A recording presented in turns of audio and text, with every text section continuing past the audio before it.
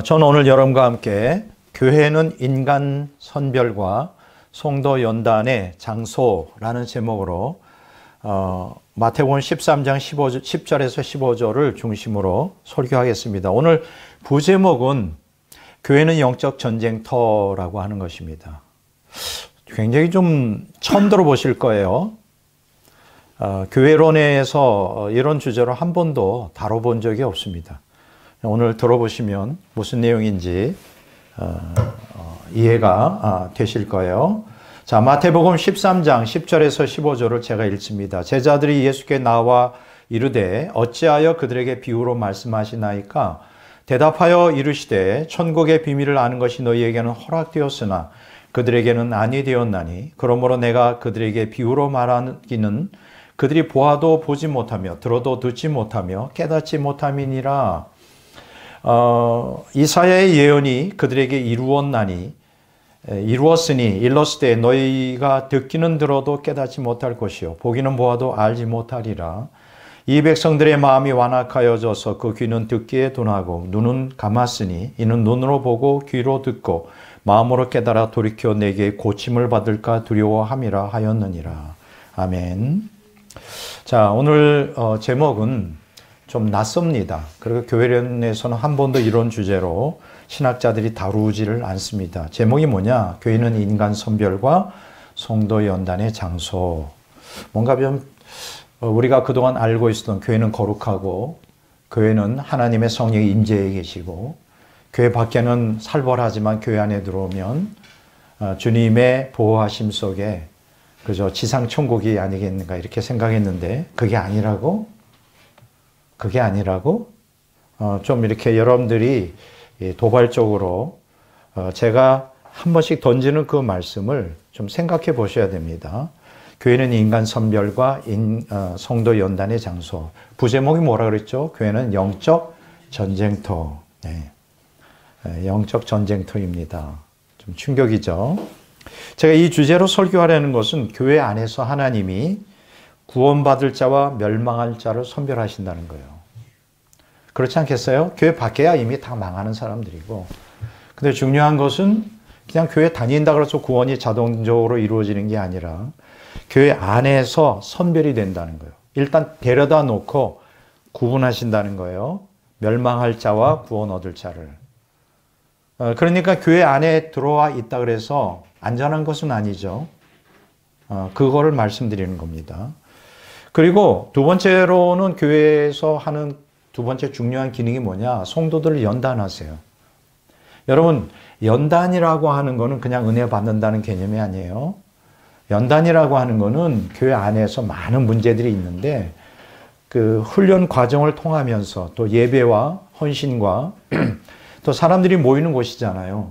우리 안에 모이는 진짜도 있고 가짜도 있고 옛사람이 강한 사람도 있고 성령이 충만한 사람도 있는데 이 사람들이 부딪히면서 이렇게 자기를 부인하고 훈련받는 장소라 이거예요. 훈련을 통하여 성도들을 연단합니다. 그래서 성도들을 연단하신다. 이것이 오늘 제목의 핵심 사항이 될 겁니다. 굉장히 충격적이죠. 아무도 어느 신학자도 교회론에서 이렇게 말한 사람이 없습니다. 왜냐하면 대부분 교회는 성전이고 하나님이 성령이 임재해 계시고 또 교회는 많은 사람들이 착각하는 것처럼 천사들만 모인 줄 알아요. 근데 왜 많은 기독교인들이 실망하느냐? 천사만 모인 줄 알았더니 뭐 목사도 사기꾼들도 있고 장로, 권사, 집사 사기꾼에다가 거기에다가 뭐 인격이 갖춰지지 않아서 막 상처받아. 그래서 교회 다니다가 떠나는 사람들도 상당히 많습니다. 그들은 교회를 잘못 오해하고 있는 거예요. 교회는 성인 군자만 모인 게 아니라 죄인들이 모여서 거기에는 사탄의 종들도 들어와 있고 오픈되어 있잖아요. 하나님의 종들도 있고 옛사람이 강한 자기중심적인 사람, 탐욕을 가지고 오는 사람이 있고 특히 뭐 개척교회도 그런 사람들이 오지만 큰 교회는 유별나게 많습니다. 비즈니스 때문에 와요. 사업하기 위해서. 거기는 사기꾼들도 많고요. 여러분 아십니까? 목사들 중에 사기꾼들도 있고 장로, 권사, 집사 중에 사기꾼들 수두룩합니다. 어쩌면 세상보다 더 많을지도 몰라요. 왜냐하면 사기치기가 좋거든. 예수님의 이름으로. 참 웃지 못할 얘기가 있어요. 저희 교단에 어떤 목사님이 계신데 그분이 아주 어쨌든 공무원직을 오래 해서 돈을 좀 많이 이렇게 많은 부자는 아니지만 어쨌든 가난하진 않아요. 근데 부인이 어떤 특징이 있느냐? 나무한테 꽂주는 걸 좋아해. 그런데 한번 크게 물렸는데 그 대상이 누구냐? 목사예요. 뭐 몇 천만 원 물렸나 봐. 그러니까 이 사람 저 사람 막 1,000만 원, 2천만 원, 3천만 원에서 막 벌리다 보니까 큰 돈이 됐는데 그 목사님도 이제 공직을 끝내고 이제 구청장 출신이었어요. 뭐 구체적인 얘기는 안 하지만 그래서 돈 받으러 갔어. 그 목사님을 어렵게 찾아가지고 그랬더니 그 목사가 뭐라 그러냐? 아니 어떻게 목사가 남의 돈 튀어먹냐 그랬더니 그 목사 하는 얘기. 당신이 내가 목사가 아니었다면 빌려줬겠느냐? 말도 안 되는 정말. 목사이기 때문에 믿었고 돈을 빌려줬는데 뛴 거죠. 결국 못 받았어요. 목사라는 타이틀을 가지고 사람을 미혹하여. 별 사람들 다 있어요. 여러분. 교회는 영적 전쟁터입니다. 의인도 악인도 다 모이고요. 그래서 교회를 너무나 이렇게 거룩하게만 보면 안 됩니다. 시험 들어요. 근데 왜 교회를 나가야 될까요? 교회 말고는 구원의 메시지를 듣고 여기에서 구원받을 수 있는 기관이 없어요. 그래서 교회 다녀야 되는 거예요. 여기서 선별이 되고 여기서 연단이 되는 거예요. 이해가 되세요? 제가 시간이 없기 때문에 좀 자세히 설명을 해야 백 목사가 무슨 의도로 얘기하는지 여러분 알아들을 텐데요. 제가 그게 좀 안타까워요. 한 2시간은 설교해야 좀 편안히 하는데 왜냐하면 이게 제가 설교가 압축되어 있어요. 신학적 설교로 압축되어 있어요. 너무나 많은 교훈이 이 안에 들어있어서 사실 다 이 짧은 시간에 여러분들에게 전달하기가 어렵습니다. 이해해 주시기 바랍니다. 그러니까 많은 기독교인들이 어떻게 생각하냐면 교회는 이렇게 오면 성령의 임재에 계시고 하나님이 보호하시고 세상은 살벌하지만 교회 들어오면 저절로 구원이 이루어지는 줄 알아요. 저절로 믿음이 생기고. 아니에요. 그건 오해입니다. 이런 오해를 부추기는 것이 이제 교회의 3가지 특성을 성경에서 가르치고 있는데 이걸 잘못 오해하기 때문에 첫째는 뭐냐? 성경 뭐라고 가르치느냐? 교회는 그리스도의 피값으로 샀다고 가르칩니다. 하나님이 이 지상에 유일하게 인간 구원을 위하여 세워놓은 기관이 딱 하나 있어요. 교회입니다. 기억하셔야 돼요. 여러분, 모든 세상의 구조는 교회를 중심으로, 그러니까 교회를 핍박하잖아요. 중국에 많은 복음이 들어갔는데 시진핑이 크게 실수한 게 하나 있어요. 자기가 마오쩌둥처럼 평생을 독재자로 하기 위해서 그 반대가 뭐냐? 가장 부담스러운 존재가 중국의 교회거든. 교회는 언제나 부족해도 진리를 추구하기 때문에 교회를 없애려고 그래요. 그래서 막 그렇게 큰 중장비를 갖다가 막 교회 혹시 유튜브에 봤는지 몰라요. 여러분 유튜브에 그 중국 교회 박해 이렇게 쳐보면 그런 거 많이 나옵니다. 막 교회 무너뜨리고 종탑 다 그냥 크레인으로 다 끌어내리고. 두고 보십시오. 교회를 핍박하고 그리스도의 몸된 교회를 핍박하는 자들은 망합니다. 인류 역사가 그거를 증명하고 있어요. 교회를 존중하지 않고 박해하잖아요.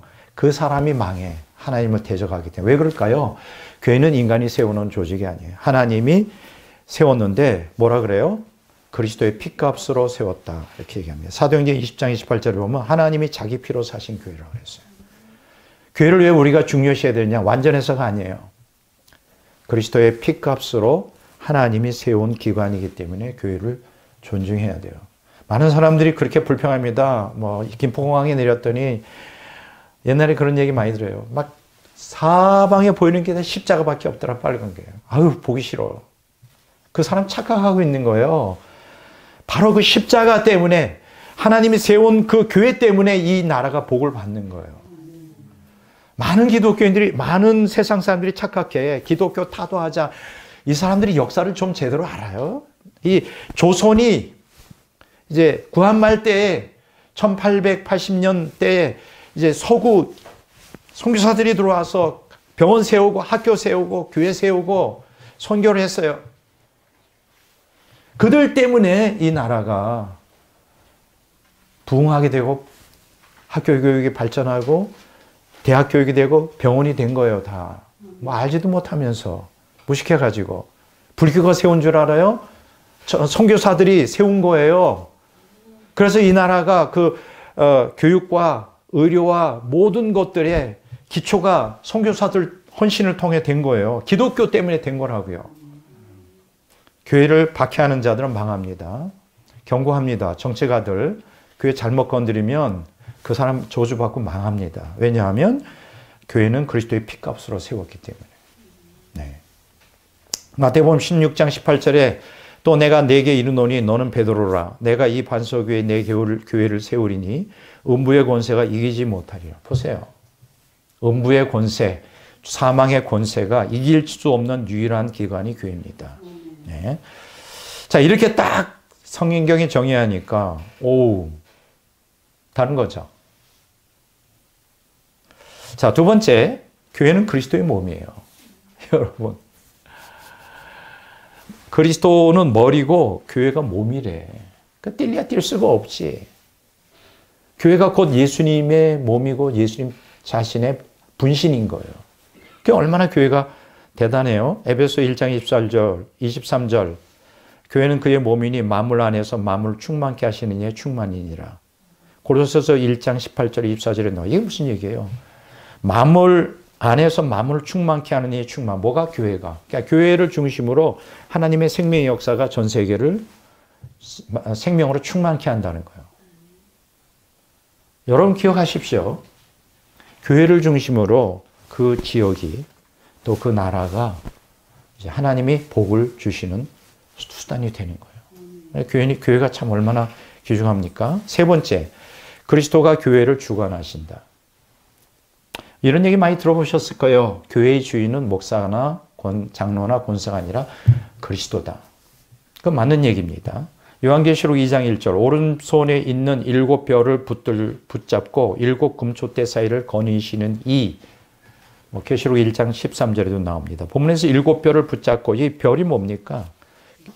요한계시록 1장 20절에는 7 교회의 사자, 목회자죠. 주님의 뜻을 따라 신실하게 사역을 하고 주님의 명령을 따라 주님의 뜻을 행하는 7별, 요한계시록 1장 16절, 에베소, 버가모, 서머나, 두아디라, 사데, 빌라델비아, 라오디게아 7 교회의 목회자란 말이에요. 신실한 목회자들.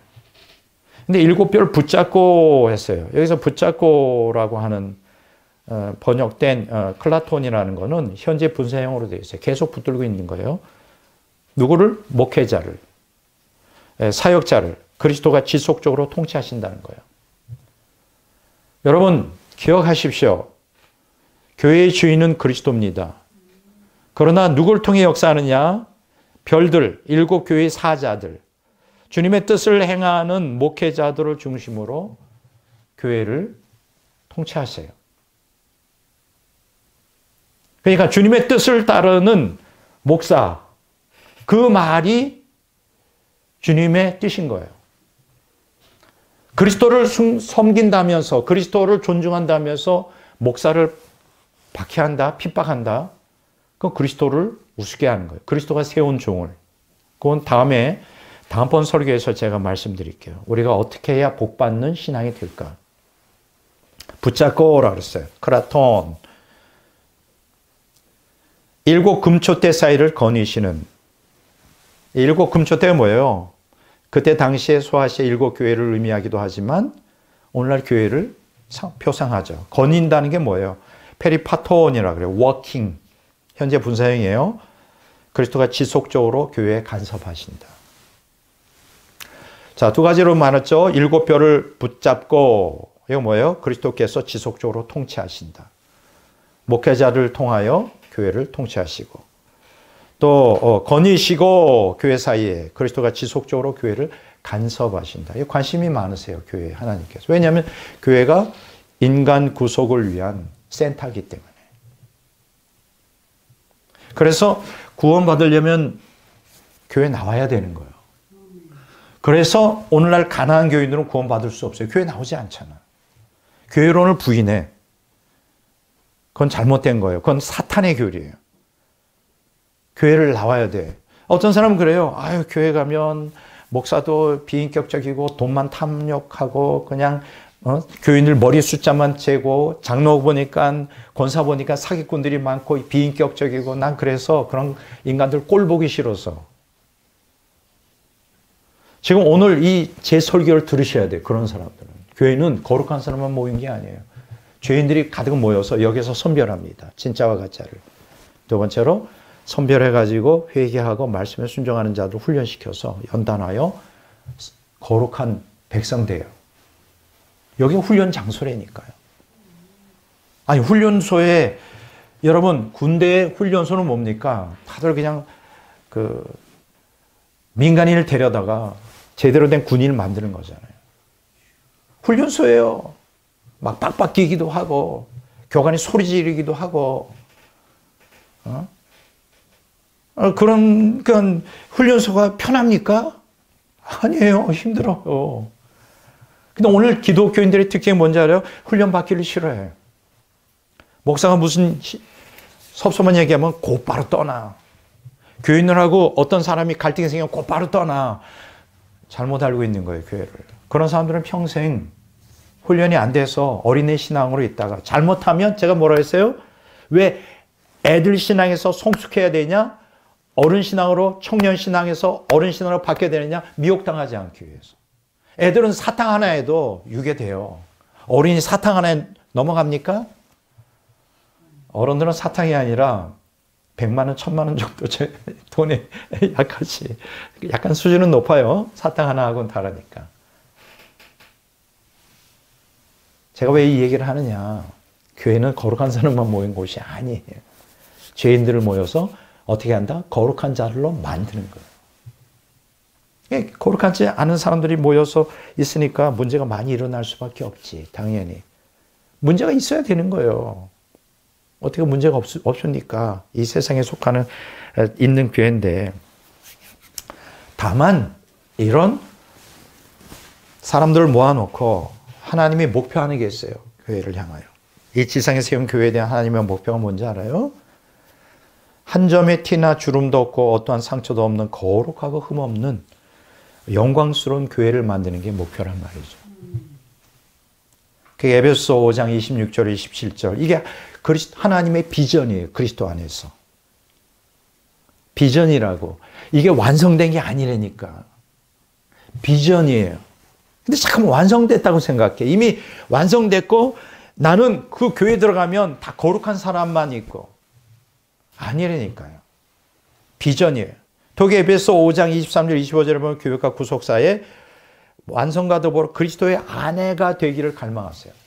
그러니까 교회에 대한 하나님의 비전은 아름답게 거룩하게 영광스러운 교회가 이 지상에서 이루어지길 바라고 그 궁극적인 최종 목표는 뭐냐? 그리스도의 아내. 점도 없고 흠도 없고 순교하는 그리스도의 아내가 되는 거예요. 근데 이 그리스도의 교회가 그리스도의 아내로서 완성되는 것은 이 땅이 아니에요. 언제일까요? 구속사가 완성되었을 때. 주님이 재림할 때. 그게 어디 나와요? 요한계시록 19장 7절 8절에 나와요. 교회는 영원히 그리스도의 아내가 될 거예요. 그리스도가 재림할 때. 그러나 지금은 그리스도의 아내가 아니에요. 아내가 되길 위해 지금 쉽게 얘기하면 약혼 관계예요. 약혼 관계에 있고 교회가 아내가 되기 위하여 지금 준비하고 있는 거예요. 쉽게 얘기하면 구약에도 그게 나와요. 신약에도 그게 나옵니다. 원래는 완전히 죄로 말미암아 타락하여 막 거지처럼 노자가 되어서 어떤 여자가 절망적이에요. 근데 저 멋있는 남자가 그 여자를 데려다가 씻기고 먹이고 재우고 교육을 시키고 아름다운 거룩한 아내로서 만들어가는 거예요. 그래서 결혼해. 얼마나 멋있습니까? 뭐 신데렐라 신드롬과 같은 거죠. 신데렐라도 사실 따지고 보면 별 볼 일 없는 부모가 있을 때는 참 행복했지만 그 의붓 엄마 밑에서 다 그런 건 아니겠지만 어쨌든 신데렐라가 그렇게 나중에 공주가 되잖아요. 공주 같은 사람. 바로 성경은 그런 거예요. 그리스도의 아내가 되기를 갈망하는 거예요. 그러나 현실은 아직은 아니다. 여러분 기억하십니까? 주님은 이런 갈망을 갖고 있어요. 교회가 거룩하고 영광스러운 교회, 그리고 하나님 그리스도의 아내가 되는 꿈 때문에 지금도 여전히 교회를 포기하지 않는 거예요. 근데 불행하게도 여러분 성경을 연구해 보면 하나님의 갈망과는 달리 지상에 있는 대부분의 교회는 타락하고 배교하여 주님을 떠날 겁니다. 너무 가슴 아픈 일이에요. 너무 가슴 아픈 일이에요. 2000년 기독교 역사를 보면 대부분 다 주님을 배반했어요. 기독교인들이.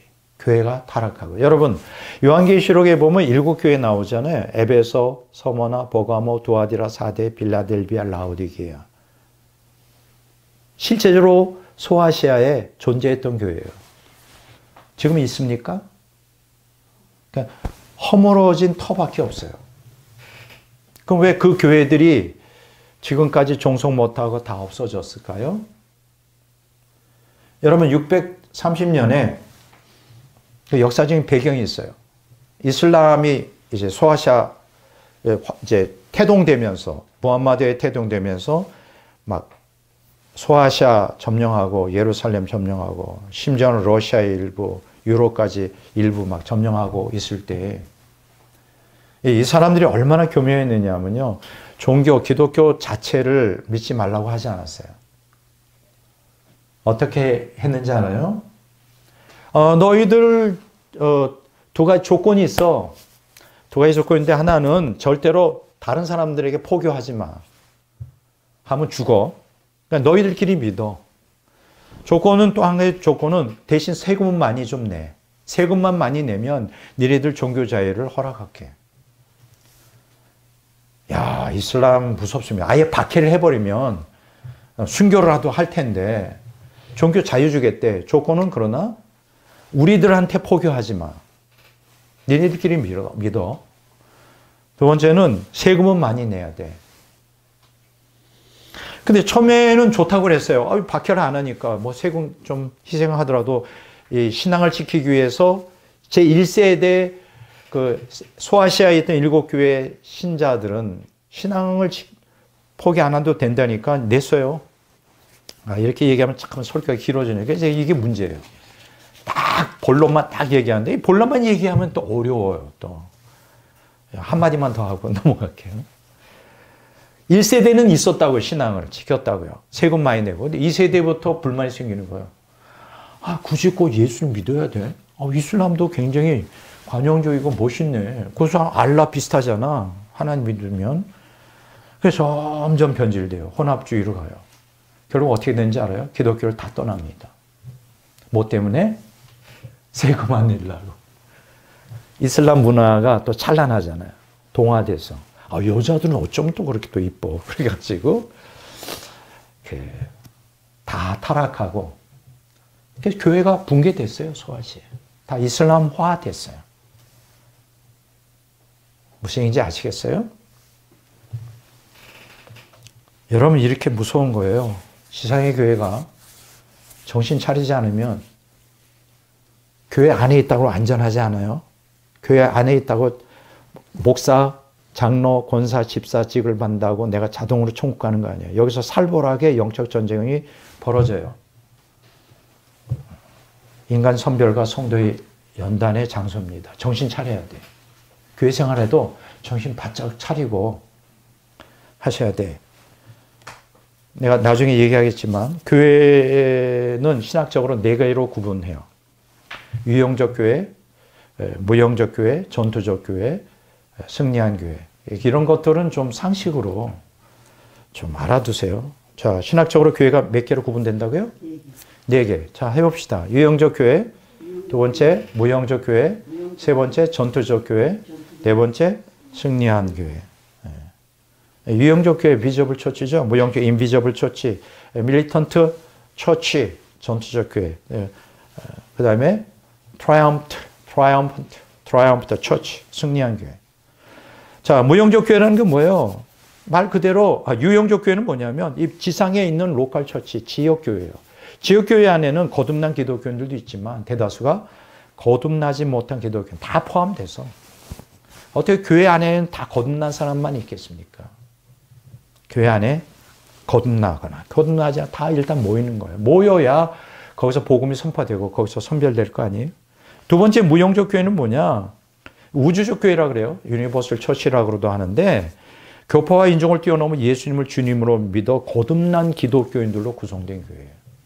보이지 않죠? 부형적 교회죠. 교파를 초월하여 예수님 믿으면 다 우리와 같은 교인이에요. 자, 세 번째 뭐냐? 전투적 교회라는 게 뭐냐? 이 유형적 교회와 무형적 교회. 그러니까 유형적 교회는 뭐예요? 거듭나지 않은 사람도 있고 무형적 교회는 거듭난 사람만 있는데 영적 전쟁 중에 있어요. 왜 그러면 무형적 교회는 거듭나지 못하도록 마귀가 역사할 거고 또 하나님은 거듭나도록 역사할 거고 유형적 교회는 무형적 교회는 거듭난 기독교인이지만 아직 옛사람이 있으니까 영적 전쟁을 하겠죠.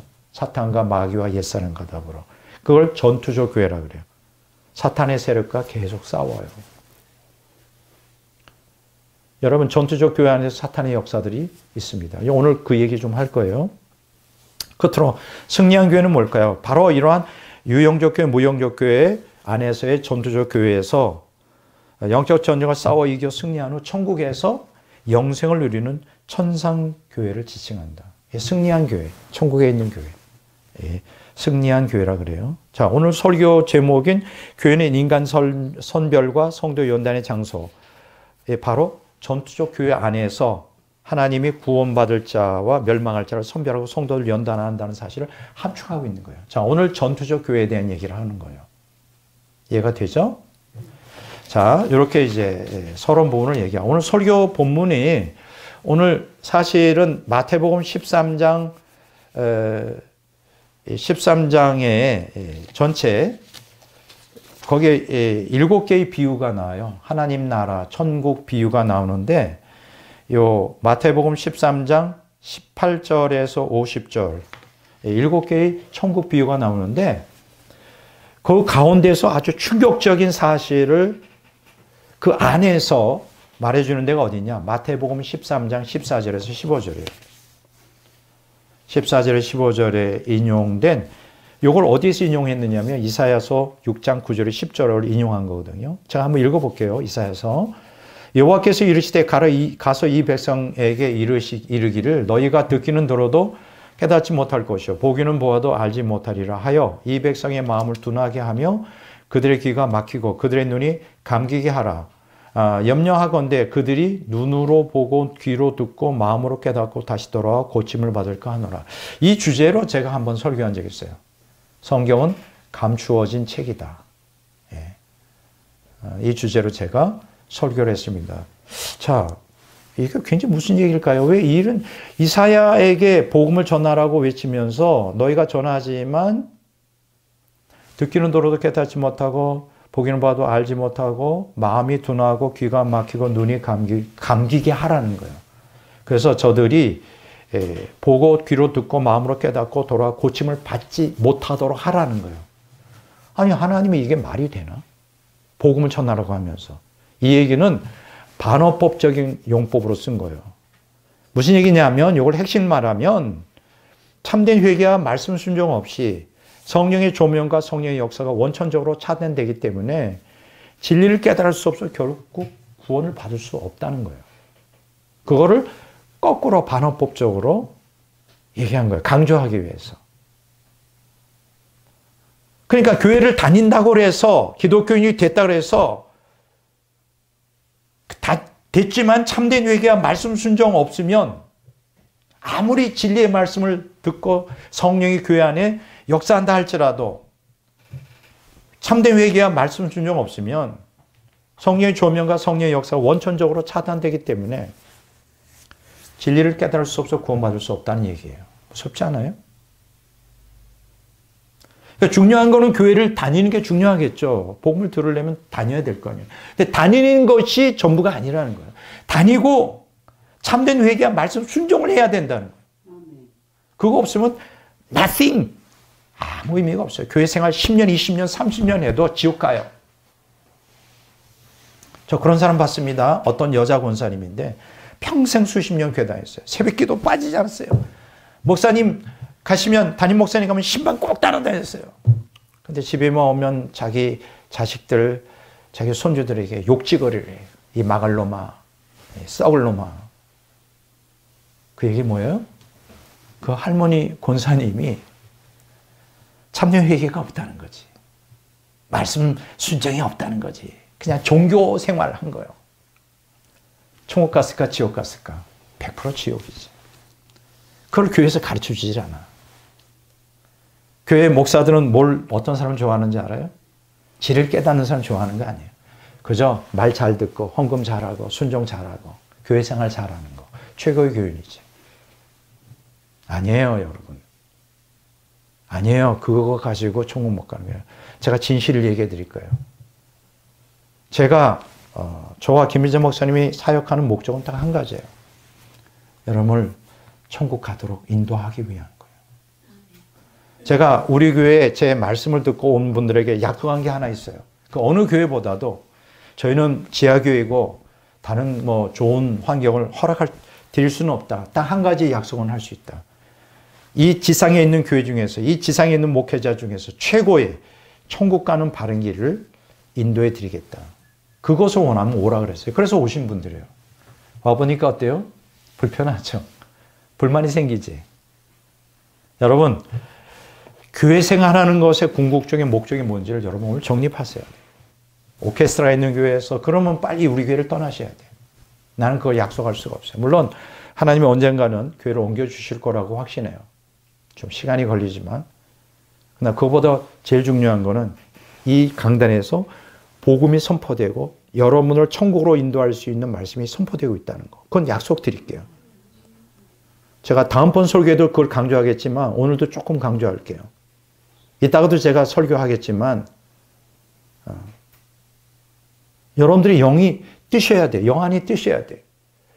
자꾸만 환경만 보고 이렇게 외형적인 것만 보고 판단을 하려고 하지 마세요.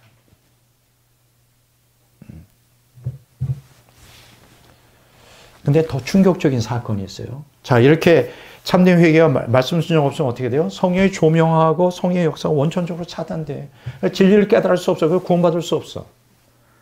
근데 더 충격적인 사실은 뭐냐면 그렇게 되면 어떻게 되는지 알아요? 바로 그 다음 절이에요. 이사야서 6장 13절. 다음 절이 아니라 다음 절이네. 13절에 이런 말씀이 있어요. 그 중에 10분의 1이 아직 남아있을지라도 이것도 황폐하게 될 것이나 10분의 1 이스라엘 백성들이 다 끌려가고 망하고 10분의 1 남아도 그들이 온전치 못한다는 거예요. 교인들 중에 10분의 1도 온전한 사람이 없다는 거예요. 충격이죠. 밤나무 상순이 나무가 배임을 당하여도 그 구루토기는 남아있는 것 같이. 여러분 나무를 벨 때 구루토기는 남아있잖아요. 그것까지 베지는 않아요. 뿌리까지 베지는 않죠. 거룩한 씨가 이 땅에 구루토기니라 하시더라. 거룩한 씨, 구루토기. 자, 본문에 거룩한 씨가 뭐예요? 구루토기죠. 이사야서 6장 13절에 구루토기. 그걸 이사야서 10장 20절 21절에 뭐라고 말해요? 남은 자라는 거예요. 구약과 신약에서 언제나 중심이 되는 건 남은 자예요. 대다수는 다 타락하여. 언약 백성들 얘기해요. 유대교인들, 기독교인들에 대한 얘기예요. 기독교인이라 그래서 자동적으로 구원받는 게 아니라는 거예요. 교회를 다닌다 그래서 그들이 구원받는 게 10분의 1도 안 돼요. 구원받을 사람. 여기 10분의 1도 이것도 황폐하게 된다 그랬잖아요. 그러면 누구만 구원받을까? 거룩한 씨, 남은 자. 남은 자가 얼마나 될 것 같아요? 어떤 분은 계시를 받았는데 보니까 기독교인 1000명 중에 2명밖에 천국에 못 들어가더라요. 물론 난 그거를 사실적으로 믿지는 않습니다. A.W. 핑크 같은 경우는 5% 정도도 안 된대요. 5%. 기독교인 중에 5%. 저는 시간이 흘러가며 교회가 세속화되기 때문에 처음엔 10%였는데 기독교인 중에 5%로 내려가고 그 다음에 2%까지 내려가고, 지금 모르겠어요. 지금 1000명 중에 2명 정도 천국 간다는 환상 가운데 봤다는 사람도 있으니까. 그건 뭐 정확한 건 아니고요. 그 얘기는 뭐냐? 소수라는 거예요. 기독교인 중에 소수만 천국 간다. 충격 받으셔야 돼요. 안 믿어도 좋아요. 그렇지만 제가 성경을 40년 연구하고 하나님을 경험한 사람으로서 확실하게 말씀드릴 수 있는 것은 다수는 지옥 가는 거예요. 기독교인들. 왜 지옥 갈까? 교회 다니면서도 종교 생활만 하는 거예요. 참된 회개와 말씀 순종이 없어. 그러니까 성령의 조명과 성령의 역사가 원천적으로 차단돼. 마귀의 미혹돼. 교회 안에서도. 제가 이따 그 얘기 할 거예요. 교회 안에도 마귀 역사가 없는 줄 아십니까? 끊임없이 미혹해요, 마귀가. 성령도 역사하지만 마귀도 역사해요.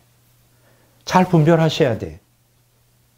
그런데 진리를 추구하지 않으면 분별이 안 돼. 참된 회개, 말씀 순종 없으면 성령의 조명과 성령의 역사가 원천적으로 차단되기 때문에 진리를 깨달을 수가 없어. 10년, 20년, 30년 목사, 장로, 권사 아무 의미가 없어요. 이게 안타까운 현실이에요. 막 가슴을 치며 막 통곡하고 싶은 심정이에요. 제가 말이죠. 아무리 외쳐도 기독교계에서는 이 얘기를 들으려고 하는 사람이 없어요. 이게 안타까워요. 그렇지만 마지막 날 심판 앞에 섰을 때 제 말이 진짜인지 가짜인지 알게 될 거예요. 그때는 너무 too late, 늦어요. 지금 돌이켜야 된다니까. 왜 여러분들이 교회 다니세요? 아니, 여러분들이 신앙이 좋든 안 좋든 교회에 나오는 게 쉽지 않잖아요.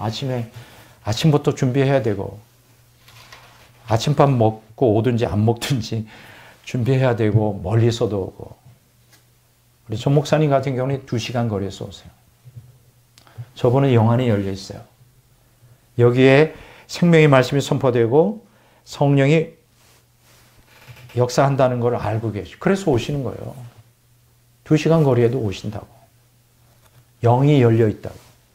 근데 영이 열려 있지 않은 사람은 왜 오는지도 모르고 그냥 다녀. 종교생활 그냥 다니니까 뭔가 좀 안 다니면 서전할 것 같고, 안 다니면 또 담임 목사 전화해서 왜 안 오느냐고 잠깐만 귀찮게 하고, 또 안 다니면 좀 뭔가 수십 년 다니던 교회 생활 좀 허전하잖아요. 이렇게 나와 아무 생각 없이 그냥 발이 주일날 되면 와요.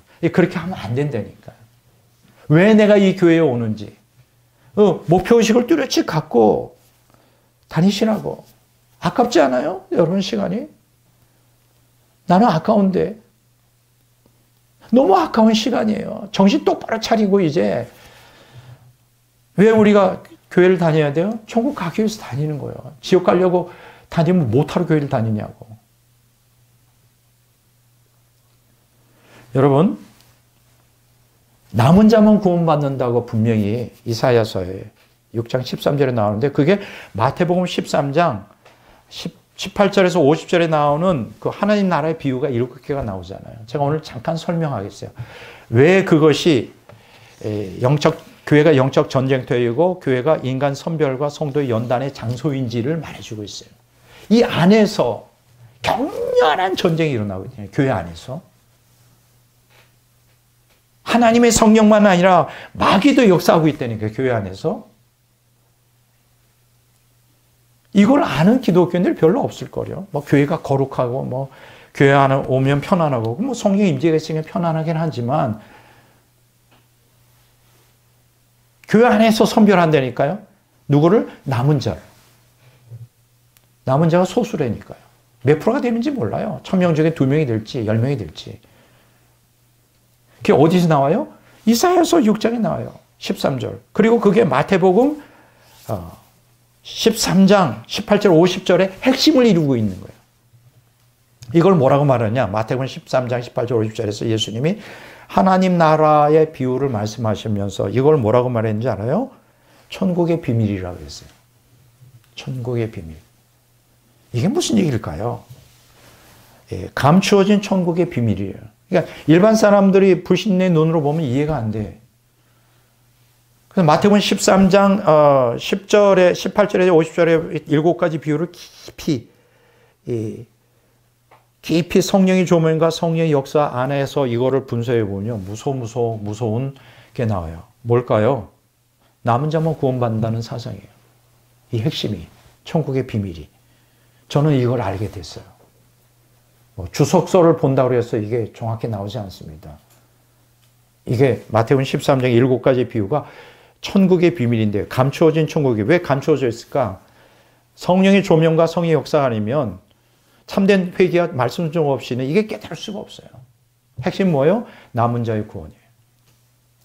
그러면 여기서 답은 나왔으면 나도 어떻게 해야 남은 자가 되어서 천국 들어갈 수 있을까? 이게 관심이 돼야 되겠죠? 나는 어떻게 해야 남은 자 속에 속할 수 있을까? 천국 가는 게 목적이잖아요. 지옥 가기 위해서 교회 왔어요?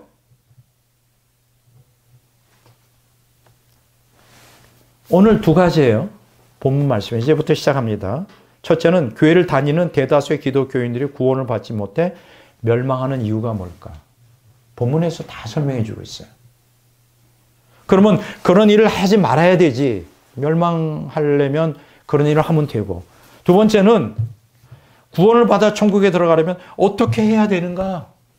그것도 본문에 다 게시되어 있어요. 왜 대다수 기독교인들은 멸망하는가? 교회를 다니는 기독교인들이. 두 번째는 멸망하지 않고 구원받아 천국에 들어가려면 어떻게 해야 되는가? 여기에 대한 답을 7가지 비유에서 말씀해 주고 있다고요. 가르쳐드리긴 하지만 그것을 선택하는 건 여러분의 자유의지죠. 나는 지옥이 아니라 천국 들어가기를 여러분들이 선택하기를 원합니다. 똑바로 교회 생활하세요. 여러분들이 교회에 나와서 자리를 찾아주시는 거 목사로서 너무 감사하죠. 거기서 끝나는 목사가 아니에요. 여러분들이 구원받기를 원해요. 제가 천국 갔을 때 여러분 중에 한 명이라도 천국에서 안 보이면 제 마음이 얼마나 가슴이 아플까. 나 이런 생각을 해봅니다. 내가 목회를 뭘 한 거지? 제가 천국 가서도 통곡하지 않기를 바라요. 그건 제 잘못이 아니라고. 아무리 외쳤지만 안 듣는 걸 어떻게 하느냐고. 안 듣는 걸 여러분 가룟 유다가 예수님을 배반했는데 가룟 유다에게 경고를 얼마나 많이 했는지 알아요? 예수님이 돌이키라고. 안 들어요.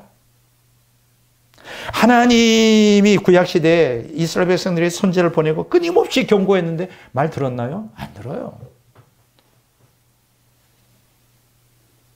결국 여러분들이 선택해야 되는 문제예요. 근데 교회는 잘 선택하셨어요. 그 이유를 제가 좀 이따 얘기할게요. 잠깐 오늘 시간이 길어지니 큰일 났네. 오늘 설교를 다음 주에 계속 해야 될지. 근데 그렇게 할 수는 없고. 다음번에 또 있으니까요. 자, 두 가지로 이 7가지 비유를 두 가지로 나눠서 한번 설명해 보겠습니다. 첫째는 뭐냐면 천국에 들어갈 수 있는 남은 자들. 어떤 사람들이 천국에 들어가는가. 두 번째, 천국에 들어갈 수 있는 자들의 신앙의 특징이 무엇이냐. 자, 먼저 씨 뿌리는 자의 비유를 말씀드릴게요. 마태복음 13장 18절 23절. 자, 씨 뿌리는 자의 비유를 들으라. 좀 읽어볼게요. 시간이 자꾸 가네요. 아무나 천국 말씀을 듣고 깨닫지 못할 때는 악한 자가 와서 그 마음에 뿌린 것을 빼앗나니 이는 곧 길가에 뿌려진 자요. 돌밭에 뿌려졌다는 것은 말씀을 듣고 즉시 기쁨으로 받되 그 속에 뿌리가 없어 잠시 견디다가 말씀으로 말미암아 환난이나 박해가 일어날 때는 곧 넘어지는 자요. 가시떨기에 뿌려졌다는 것은 말씀을 들으나 세상의 염려와 재물의 유혹에 말씀에 맡겨 결실하지 못하는 자요. 좋은 땅에 뿌려졌다는 것은 말씀을 듣고 깨닫는 자니 결실하여 어떤 것은 100배, 어떤 것은 60배, 어떤 것은 30배가 되느니라 하시니라. 자, 여기에 보면 4가지 마음밭이 있죠. 똑같이 말씀이 선포되지만 반응이 4가지. 하나는 길가. 이건 명목적 신앙이죠. 머리로 아무 생각이 없어요. 설교 시간에 딴 생각하는 거예요. 마귀가 그 말씀을 뺏어가죠. 왜 말씀이 뭡니까? 생명이죠. 생명의 말씀을 빼앗아가요. 두 번째 돌밭이죠. 감정적 신앙이 처음에는 막 은혜 받으고 불 받았는데 박해가 오니까 복음 때문에. 그래서 배반하는 거예요. 돌밭. 육신이죠. 감정적 신앙 조심하셔야 돼요. 세 번째 가시떨기. 이거 사람 씨앗이 싹이 터서 막 성장합니다. 근데 세상의 물질, 세상의 염려, 세속적 신앙 때문에 이 세상 때문에 결국 열매 맺지 못해요. 이 기독교인들이 이거 분별 못해. 길가밭은 이 거듭나지 않았다는 건 아는데 돌밭이나 가시떨기도 구원받는데 어디서 구원받아요? 열매가 없는데 어떻게 구원받아요? 이 사람들은 거듭나고 돌밭과 가시떨기는 거듭났지만 육신과 세상적인 욕망을 포기하지 않으므로 구원받지 못해요. 오늘날 대다수 기독교인들이 그럴 겁니다. 오늘 교회 다니는 대다수가 거듭나지 못한 길가밭 명목적 신앙의 사람들도 있고 또 감정적 신앙, 육신을 따라 돌밭의 신앙도 있고 세속적 신앙, 세상을 따라 가시떨기에 뿌려진 신앙의 대부분이에요. 대부분. 이 사람은 천국 못 갑니다. 열매가 없어요. 좋은 땅에 뿌려진 것만 열매를 맺고 천국 갑니다. 이건 좋은 땅의 진정한 신앙이죠. 누가복음 8장 15절에 뭐예요? 좋은 땅에 있다는 것은 착하고 좋은 마음으로 말씀을 듣고 지키어 인내로 결신하는. 자, 간단해요. 말씀을 듣습니다. 좋은 마음으로. 그러면 마음에 새겨지겠죠? 그리고 지켜야지. 말씀을 들은 뭐예요? 순종해야지. 이제 순종하려고 그러면 어떻게 돼요? 박해가 오겠죠. 어려움이 오겠죠. 인내해야지. 그러면 결실하는 거예요. 원리는 간단해요. 여러분들이 영적으로 성숙하고 싶어요? 말씀을 마음에 새기고 지켜야 돼요. 순종해야 돼요. 그리고 인내로 결실하는 거예요.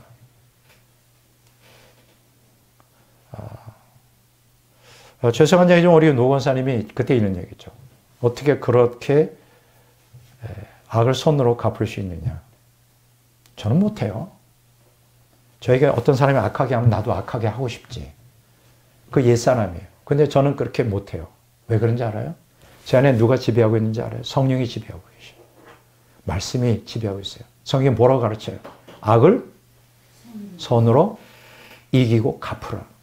저는 그 말씀을 따라 사는 거예요. 그래서 저에게 악을 행한 자에게도 저는 악으로 행하지 않습니다. 제가 선해서가 아니에요. 제 안에 누가 지배하고 있다? 말씀이, 생명으로.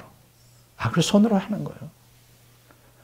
나머지는 제가 놀라운 일을 경험했어요. 운동하러 나왔는데 이렇게 어떤 사람이 녹음기를 틀고 여자가 이렇게 저렇게 스쳐요. 근데 딱 그 구절로만 나오더라고요. 원수 갚는 것이 내게 있으니 너는 하지 말라는 거지. 그렇다고 해서 제가 어떤 저에게 악을 행한 사람에 대해서 결과가 너 망하라 그런 적 없어요. 잘 되기를 위해서 계속 기도하고 있어요. 이게 누구의 마음일까? 그리스도의 마음이에요. 여러분들도 그렇게 하세요. 복 받습니다. 이해가 되시죠?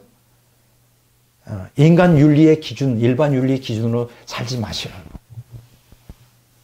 그런 목회자하고 함께 신앙생활하고 저 같은 목회자하고 함께. 이해가 되세요? 네. 자, 선별과 연단이에요. 자, 길가, 돌밭, 가시. 이거 뭐예요? 선별이죠. 이건 나갈이에요. 네. 쭉정이라 그래요. 알곡은 뭐죠? 좋은 땅에 뿌려진 거예요. 천국에 갈 수 있는. 근데 이 참신자, 거짓신자가 일시적으로 교회 안에 공존해요. 같이 어우러져 있다. 기억하세요? 제가 여기서 오늘 이 말씀을 통해 씨 뿌린 자의 비유를 통해 세속주의를 경계하라. 야고보서 4장 4절. 하나님과 재물을 겸하여 섬길 수 없다. 마태복음 6장 24절. 제가 경고합니다. 돈 사랑하지 마세요. 저도 돈 좋아해요. 누가 돈 주면 되게 좋아. 돈 있으면 되게 기분 좋아. 그러나 사랑하지는 않아. 그 물질을 주님의 뜻을 따라 쓸 때는 써요. 여러분 돈 사랑하는 사람 빨리 회개하세요. 지옥 갑니다. 천국 못 가요. 육신의 욕망을 따라 살면 반드시 멸망한다. 로마서 8장 13절. 아이고 큰일 났습니다. 시간이 이렇게 할 얘기는 너무 많은데 계시록 2장 6절에 니골라당, 또 계시록 2장 14절에 발람의 교훈을 지키는 자, 계시록 2장 20절에 자칭 선제 이세벨을 용납하는, 이게 다 교회 안에 있어요. 니골라당은 뭐예요? 유격주의죠. 자, 발람의 교훈을 지키는 자는 물질주의죠. 자칭 선제 이세벨을 용납하는 게 뭐예요? 세속주의죠. 유격주의, 물질주의, 세속주의가 교회 안에 있다고. 일곱 교회 안에 있었어요. 이거를 따라가지 말라는. 따라가면 망한다. 아유, 좀 이렇게 실제 예를 들면서 하면 재밌거든요. 조모 목사라고 있었어요. 이분이 500명 정도, 개척을 해서 500명 정도 되는 뭐 괜찮은 교회였죠. 이분이 원래 비즈니스 하던 사람이었는데 물질의 탐욕이 있어요. 교회 재정 30억을 횡령했어요. 실제 일이 있었던 거예요. 어떻게 횡령했냐? 교회 건물을 담보로 해서 은행에서 30억을 줘가지고 문제는 뭐냐? 날려먹었어. 그 교회 수석 장로가 저희 형님이었는데 이게 형님이 수석 장로였는데 교회 재정, 교회 건축할 때 엄청 비즈니스 하니까 엄청 돈을 많이 헌금을 하셨어요. 그러니까 배신당했잖아요.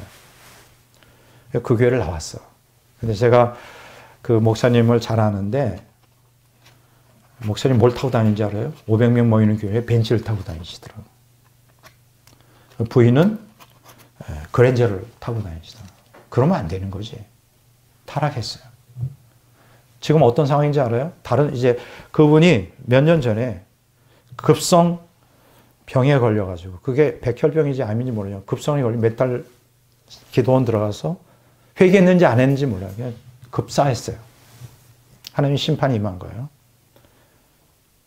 이런 사람들이 있더라고. 지금 교회가 어떻게 되는지 알아요? 교회를 지금 팔아야 돼. 30억의 빚을 감당이 안 돼. 요새 교인들이 어려워가지고 이자도 못 내.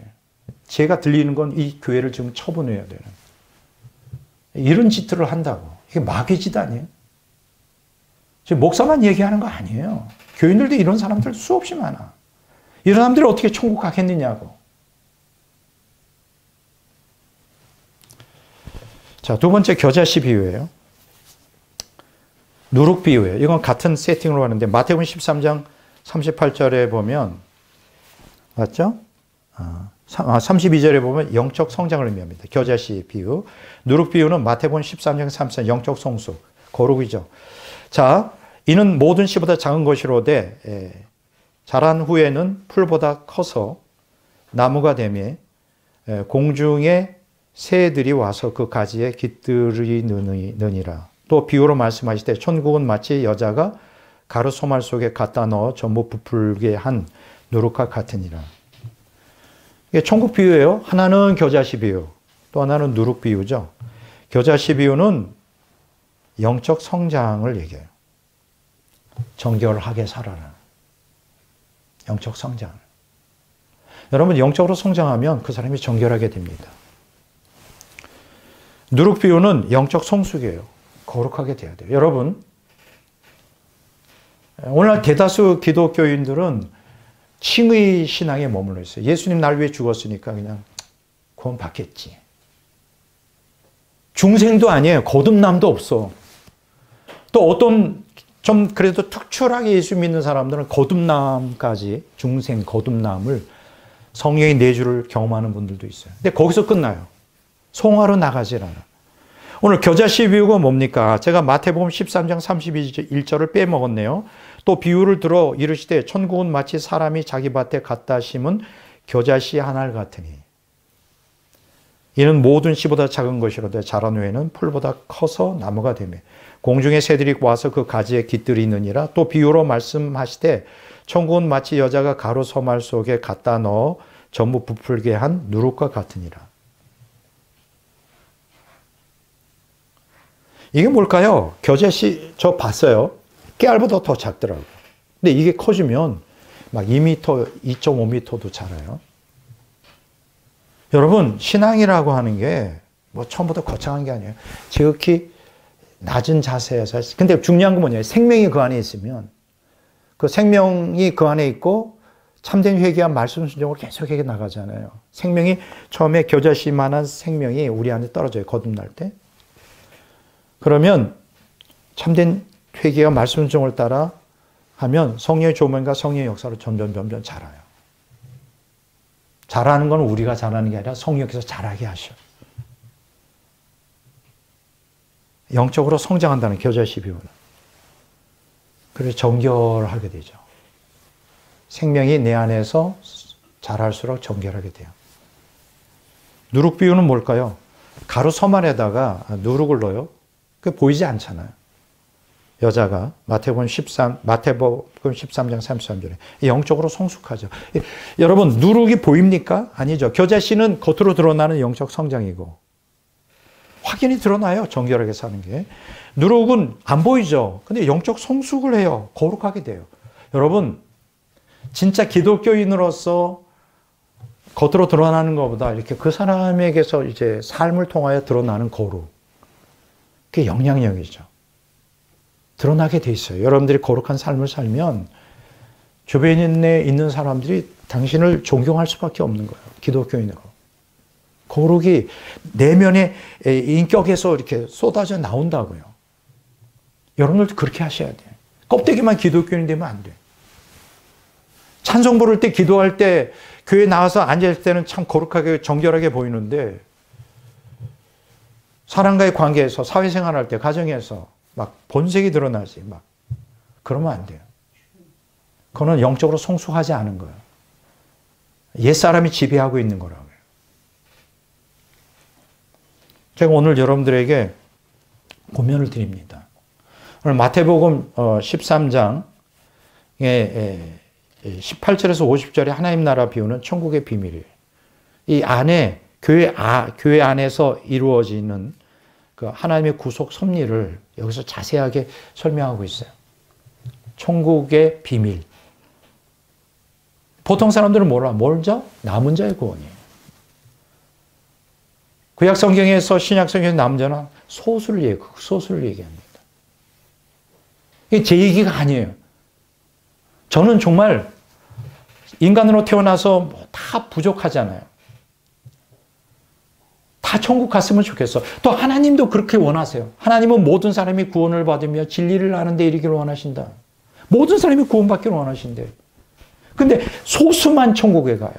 그 이유가 뭐냐? 천국에 가는 조건이 하나님의 말씀에 이 천국의 비밀 안에 다 있어요. 어떻게 해야 천국에 갈 수 있는지. 나는 여러분들이 오늘 이 설교를 듣고 좀 깨우치기를 바랍니다. 왜 우리 교회를 나오세요? 제가 여러분들에게 드릴 수 있는 건 아무것도 없어요. 생명의 말씀 말고. 제가 경험한 그리스도. 제가 만난 그리스도. 옛사람을 파쇄하고 어떻게 주님 뜻을 따라 지금 가고 있는지를 말씀드려요. 제가 오늘 설교를 다 끝내지 않겠습니다. 여기서 끝내려고 그래요. 다음번에 또 하려고. 왜냐하면 무리하게 끌고 나가면 귀한 진리들을 다 설명을 못할까 봐 그게 두려워요. 그래서 오늘 우리 밥 먹을 때, 가난할 때 우리 동네 애들이 한 그릇에 다 먹지 않고 아껴서 반 딱 먹고 저도 흉내 냈어요. 우리 집에 그런 적은 없는데 이게 너무 멋있어 보이더라고요. 그래서 저도 아침에 밥 딱 먹고 점심 딱 남겨놓고 이렇게 했는데 제가 저를 좀 본받으세요. 죄송합니다. 바울이 그랬어요. 내가 주님을 본받는 것처럼 너희들은 나를 본받아라. 주님을 본받는 것보다 목회자를 본받는 게 사실은 또 쉽지 않아요. 눈에 보이니까. 부족하지만 뭐를 본받느냐 저도 부족한 사람이에요. 그렇지만 주님을 따라가려고 발버둥 치고 정결하고 거룩한 삶을 살려고 참된 회개하면서 말씀에 순종하려고 발버둥 치는 그 모습을 본받으시라고. 제가 요 얘기만 하나 하고 좀 정리하려고 그래요. 오늘은 무슨 얘기냐면 저에게 취미가 하나 딱 있었어요. 뭘 것 같아? 어떤 사람은 그래요. 고상해. 나의 취미는 독서입니다. 너무 심해. 살벌해. 그런 사람은 좀 있죠. 취미가 독서래. 책 읽는 게. 근데 저는 그 정도는 아니고 제가 좀 고상한 취미가 하나 있었어요. 뭐 고상하다고 해야 되나? 음악을 듣고 그렇다고 뭐 사실 음악에 대해서 잘 알지도 못해. 무식해. 그래도 이제 클래식 음악이나 이런 음악을 조금 좋아해요. 그리고 또 한 가지 취미가 있다면 이제 블루레이 DVD 있잖아요. 텔레비에다가 이제 오디오 이렇게 담아가지고 영화 같은 거.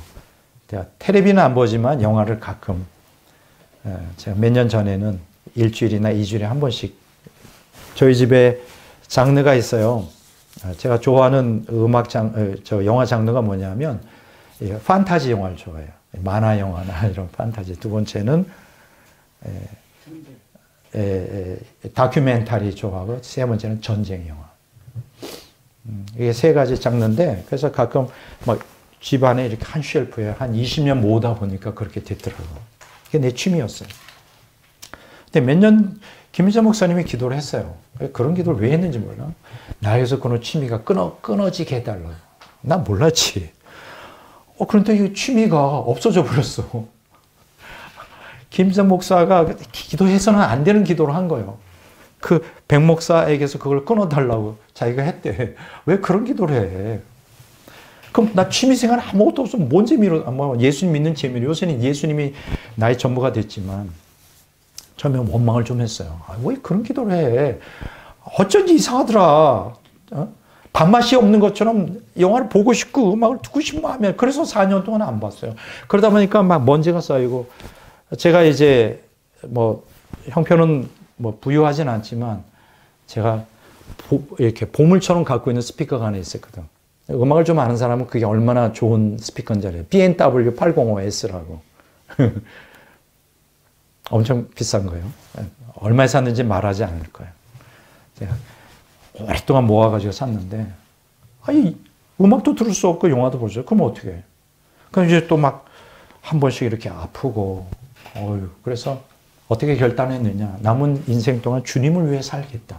취미생활 끝. 그래가지고 요번 주에 목요일이구나. 처분했어요. 중고. 근데 이분이 이걸 알아. 이런 스피커 많은데 B&W 805S만 사겠다 그러더라. 그건 안 되고 있는 거 다 싸게 드릴 테니까. 그래서 팔았어요. 싸게. 그래 와서 다 쓸어가고 이제 취미생활 안 한다. 제가 하나님께 이렇게 결단했어요. 하나님, 마지막 취미인데 이거 다 정리합니다. 그리고 오직 남은 인생 동안 주님의 복음을 위하여 주님만 사랑하고 살다가 저를 신학자로 불렀으니까 최선을 다하여 주님 뜻을 따르다가 천국 가겠습니다. 근데 하나님이 엄청 기뻐하시는 것 같더라고요. 느낌이. 야, 잘했다.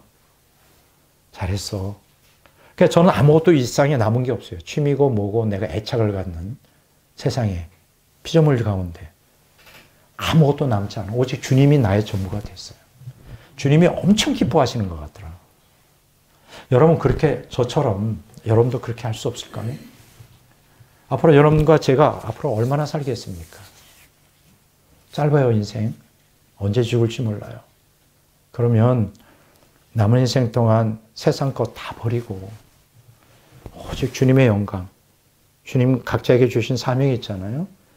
그 사명을 감당하다가 천국 가야 되지 않겠어요? 어떻게 천국 갈까? 어떻게 정결하게 살까? 어떻게 거룩하게 살까? 그거를 갈망하면서 이 교회에서 지금 계속 선포가 되거든요. 근데 안 들어. 귀를 꽉 막고. 안 들으면 아무 의미가 없는 거예요. 인천 아파트에 사이다가 많아도 그런 얘기 했잖아요. 비가 많이 와도 뚜껑을 갖다가 덮어놓으면 한 방울도 안 들어가요. 난 그게 안타까운 거예요. 저를 좀 본받으세요. 저 이번에 취미생활 다 정리했습니다. 별것도 아니지만 이제 남은 인생 동안 오직 주님 위하여 순간순간 주님을 사랑하고 순간순간 주님께 영광 돌리고 살다가 나는 천국 가리라.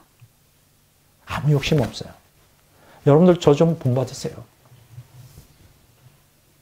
다 지나갑니다. 세상. 다 지나가요. 지나가는 세상에 붙들 거로는 주님밖에 없어요. 나는 그걸 알게 됐어. 자, 시간이 많이 지났습니다. 오늘 다 못 끝날 것 같아. 다음번 이어서 계속 할 건데, 자, 오늘 여러분들이 소수만 구원받습니다. 너무 안타까운 현실이지만 백목사 틀렸어. 두고 봅시다. 내 말이 틀렸는지 아닌지 그렇게 심판대 앞에 가면 드러나게 될 겁니다. 거짓 사역자들의 말을 듣지 마세요. 하나님 말씀에만 귀를 기울이십시오. 정말 제대로 신앙생활 하세요. 하나님 살아계셔요. 말씀도 진리고 제대로 좀 불교나 유교나 이슬람교나 이런 타종교처럼 신앙생활 하지 말라고요. 좀 제대로 좀 신앙생활 하라고. 제대로. 천국 가는 신앙생활 하자고요. 목사로서 오늘 제가 여러분들에게 드리고 싶은 간절한 메시지입니다. 자, 오늘 여기까지 중반까지 하고 다음에 계속 이어서 하도록 하죠. 네, 여기까지 하겠습니다.